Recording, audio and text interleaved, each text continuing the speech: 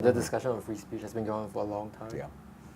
I've said this earlier in the discussion. I do think that it's important to take a longer term view and recognize that we've become a lot more open than before. Having said that, at the same time, I think it's also important to recognize that we are still far from where we should be, or at least where I think we should be. And I think forums like this are important in terms of moving the ball forward, so to speak. But I think ultimately it's really down to all Singaporeans to articulate their views. And on that, I'm actually agnostic on the view that you articulate. Because even if you choose to say that there should be less freedom of speech in a way that contributes, that just makes everything richer. And that actually makes us more resilient as a society.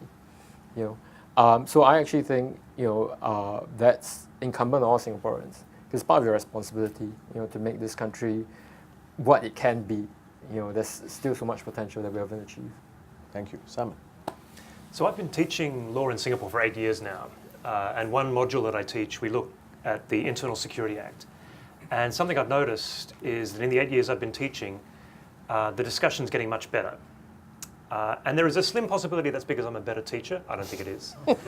I think it's because the students are getting more talkative and they're more prepared to express views in all directions, even on potentially controversial topics like the Internal Security Act.